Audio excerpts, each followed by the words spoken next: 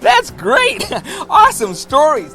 Hey, boys and girls, welcome to Come Meet Jesus. I'm the Curious Can Man. What do you say we take a look at today's Curious Bible verse? Continue to think about the things that are good and worthy of praise.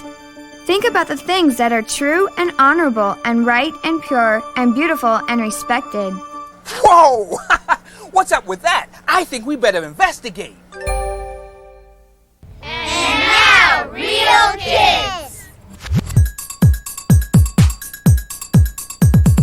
Do you like stories? I like stories because they're creative and imaginative. Yeah, I like stories. After you can hear it, you can tell other people about the story. They tell a lot about people and things that you can do. I like kind of like mystery stories. I like stories from the Bible because they teach me more about God. What is your favorite story? I like the story Noah's Ark. Wolf, and I like it because I like dogs a lot. Good engineer with the ark, and he kept it together, and he got all those animals in there. My favorite story is from Mary-Kate and Ashley books because they're so cool. I just like them, or Britney Spears about Heart to Heart, whatever. The story of Samson. Fudge because I like puppies and there's lots of puppies. Black Beauty because I like horses. Where is she? Late. This is the third week in a row. I know. Stacy's been acting so weird lately. Yeah, what's the deal? She's never around. She's secretive. And whenever we schedule to study homework together, she's always late. Maybe she's found some new friends and doesn't want to hang out with us anymore. Hey, maybe you're right. Well, if that's the case, I don't want to be her friend either. Whoa, girls, don't be so quick to jump to conclusions. Well, what else can we think? She's definitely acting strange. Yeah, Artie, you don't have to be a computer whiz to figure that out. I'm just saying, don't be so quick to pass judgment, that's all. Wait a minute. Something tells me he knows something. Okay, Artie, what do you know about this? Huh? Spill it. What has Stacy been up to? I can't. You've got to ask Stacy. Artie, if you're really our friend, you would tell us. But what about Stacy? She's my friend too. Artie, I am going to give you to the count of 5, and you better tell us the truth. What? Hey, Artie. Hey, guys. Stacy, thank goodness. Okay, Stacy, what have you been up to? Yeah, what have you been hiding? What? They tried to get it out of me, Stacy, but I didn't tell them. I didn't tell them you were clowning around. Oops. Thanks a lot, Artie. I'm sorry. Hold on there. What are you two talking about? Well, lately, after school and on weekends, I've been learning how to become a clown. A clown? You're joking, right? No, I'm not. I just joined the Kids Are Christians Do Caring Clown Ministry. A clown? Let me explain. Sparky and Annie are clowns. We dress up as clown characters and we go around teaching kids about the Bible and Jesus. We sing songs, act out parables, and all sorts of stuff. They're teaching me how to become a clown too. A clown? I don't get it. Why the big secret? I thought you guys would laugh at me. Aren't clowns supposed to be laughed at? Yeah, when there's a punchline. I meant laugh at me, personally. Being a part of the Caring Clown Ministry and teaching God's love is serious business, and it means a lot to me. Where do you perform at? Oh, all over the place. hospitals, churches, schools, community centers. I'd love to see you guys. Well, I just so happen to have some data on the caring clowns. Hey, take a look. We went to see a program called Jonah, and at the end they asked if anybody would be interested in working with the ministry for kids and something. So I went and I signed up my name and she signed me up too. Yeah. And we ended up going to some clown training programs. It was about, 10 years ago? Almost. Since then, we've just been pretty busy. We've gone to inner cities, and we've done drug-free programs. Yeah. And, boy, we've done all kinds of things.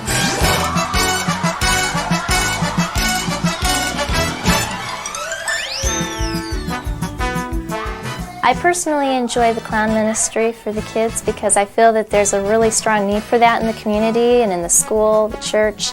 Just all kids in general need something like that, and I really want to be a part of that.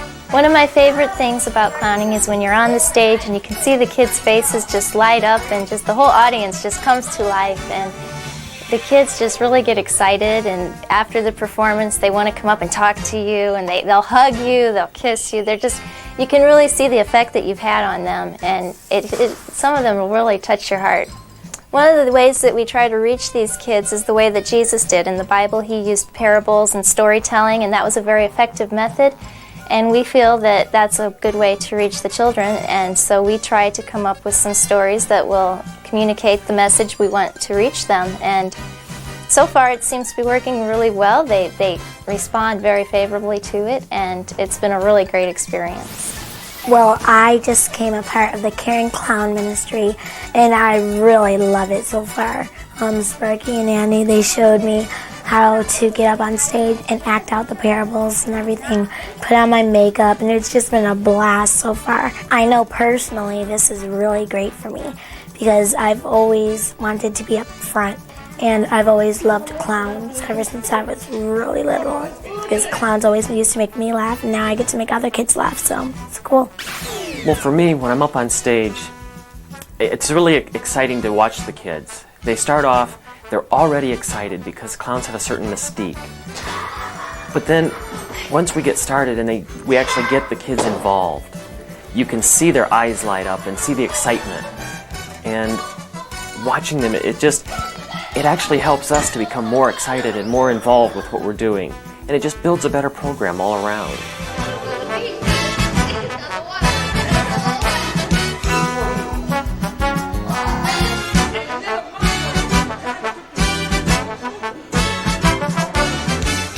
So you never know, we might be coming close to you at your school or your church or something. So if you see us, just come out and give us a big hug. Yeah, we'd love it. Just say hi.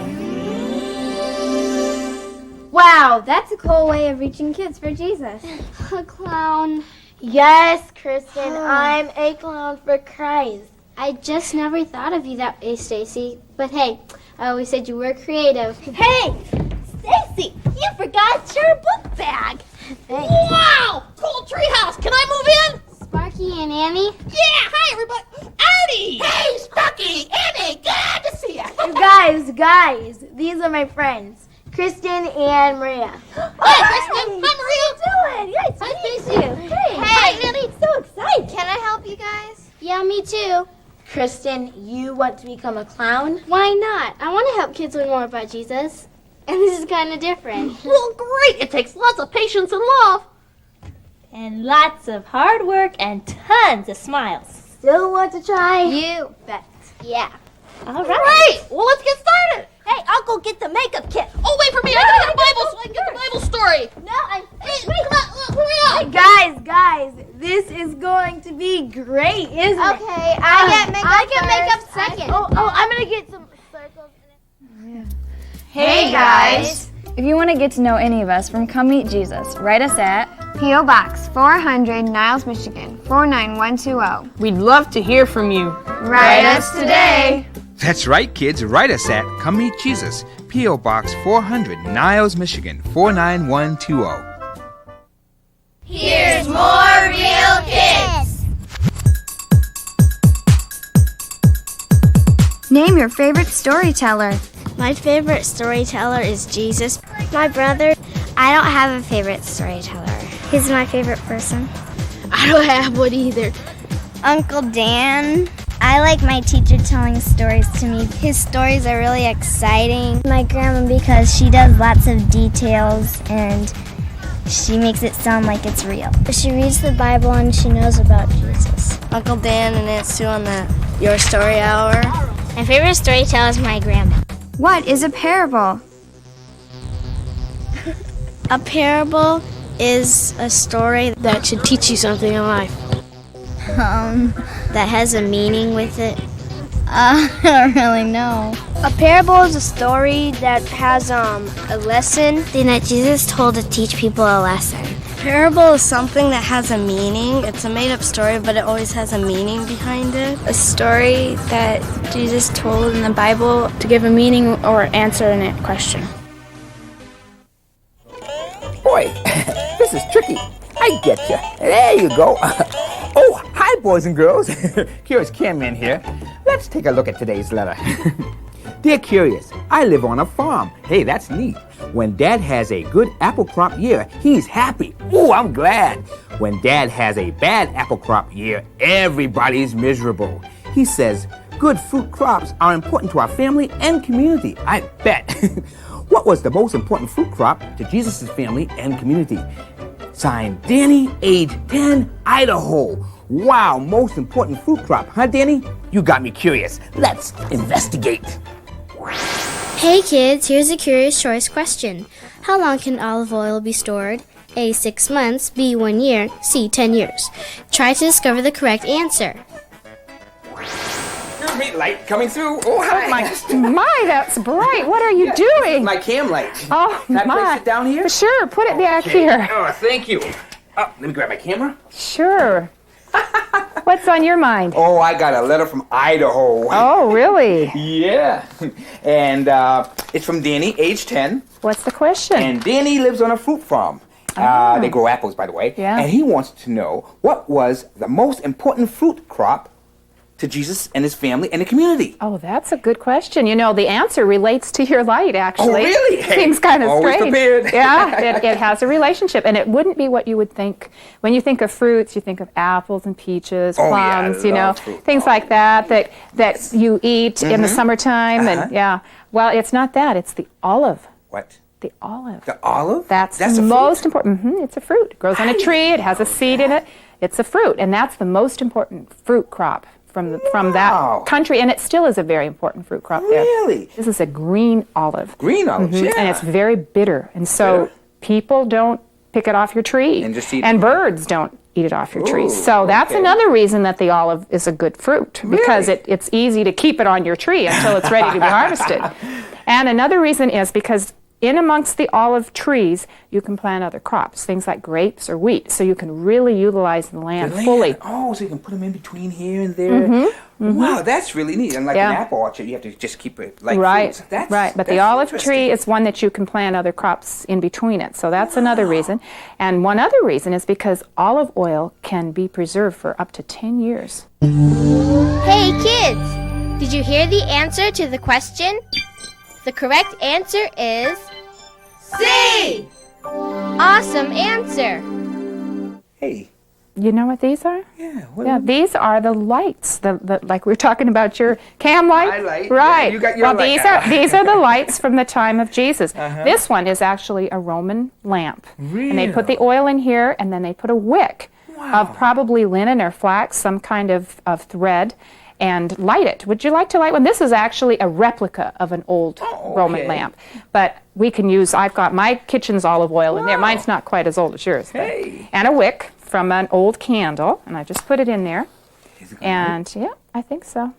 Hey, that's pretty neat. There's your... This little light of mine. Yeah, there you are. Wow. Okay. It wouldn't be too hard to make, actually this type is a little bit more difficult because these have been pressed and you can see the design in it. They're made in a mold, the clay. But this is the kind that they would have made earlier. And I made this one just to show you. You made that? Yeah. I made one like this. I just wanted to see if I could. Out of Play-Doh. So they wouldn't be blue, they'd be out of clay. But you know, you can buy that clay that you can bake in your own oven. And kids could make one like this. No, actually, I kind of like blue. Camman would make a blue lamp. Yeah. So you just make a circle, you press the edges up, and then you take and make a spout area where you put your wick. And then you fill it with the oil and you light it. And some of the old lamps are just as simple as that. Cool. Well, you know what? I'm going to take my little light and let it shine as I go and let Danny know what we've discovered. Okay, well, thanks. Thanks for coming by. Hey, you look nice. Thanks. Bye-bye. Wow, this little light of mine. Give me oil in my lamp, keep it burning.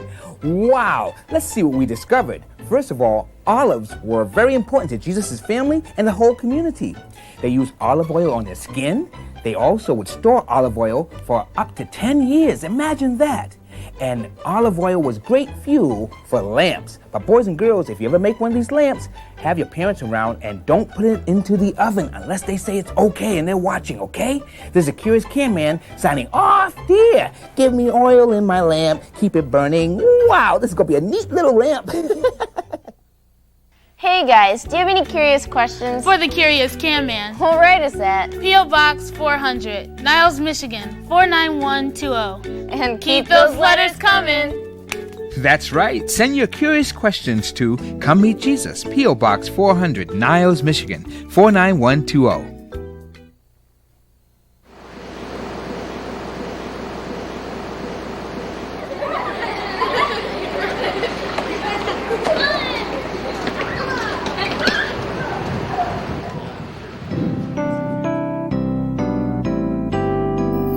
My Jesus loves me, I'm glad to sing it. My Jesus loves me, loves even me. And so I'll sing again. My Jesus loves me, my Jesus loves me, loves even me. Listen, you know.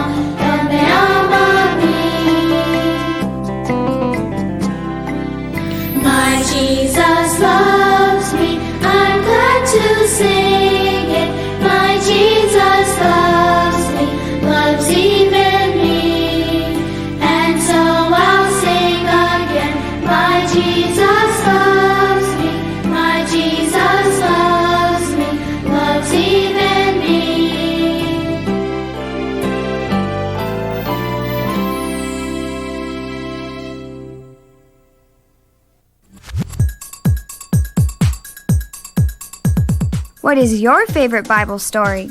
My favorite Bible story is when Jesus comes to save the people. Moses' story because he split the Red Sea and guided them to the Promised Land. When they tell about when Jesus resurrected. I like them all.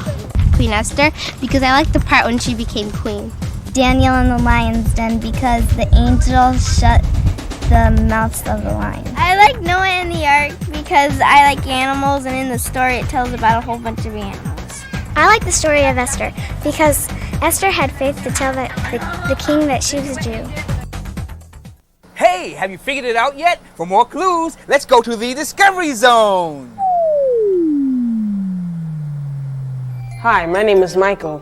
Hey, I'm Lindsay. Hi, my name is Jamin. Hi, my name's Janelle.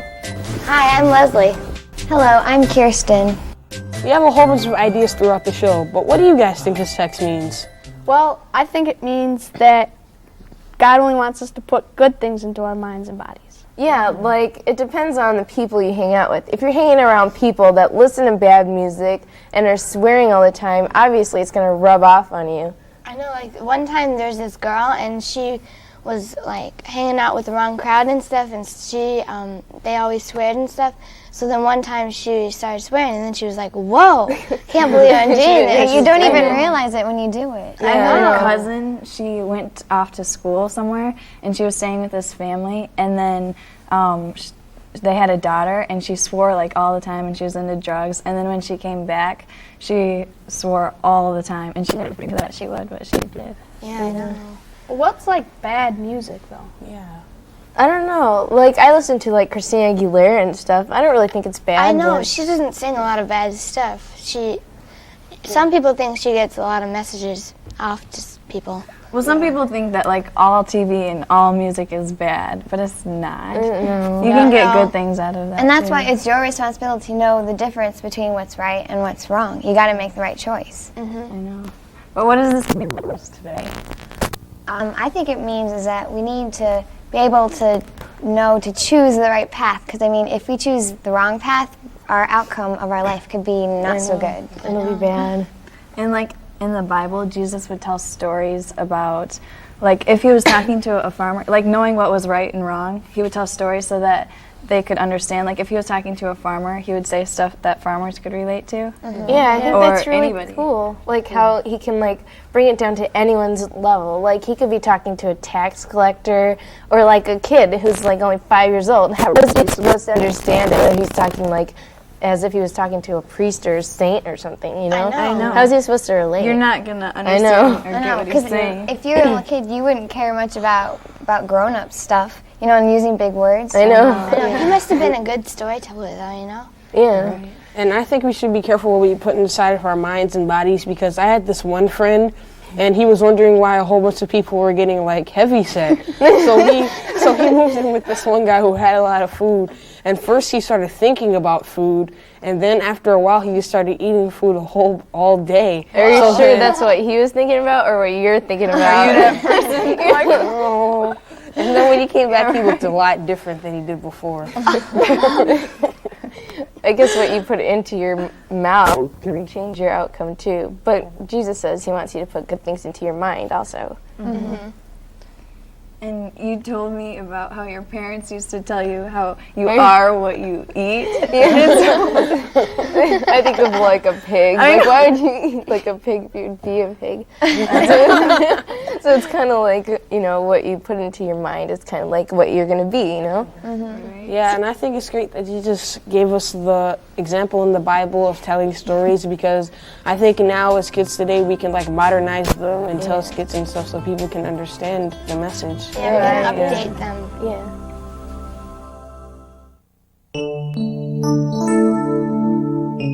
I think it's to our advantage that Jesus set the example for us in the Bible of telling stories, and I think it would be good if we started telling some stories to get the message across to people. Jesus was a really good storyteller, and he could get his message across to anybody. I think we should be careful on what we watch and what we listen to, because over a period of time we're going to end up doing the same things. Like the saying, garbage in, garbage out. We need to watch what we put into our mind and bodies, because it will reflect on our everyday lives. Continue to think about the things that are good and worthy of praise. Think about the things that are true and honorable and right and pure and beautiful and respected. What an awesome verse. Wow, Jesus is such a great teacher, and he wants to help you to think about beautiful things. Well, this is the Curious K-Man saying, see you next time.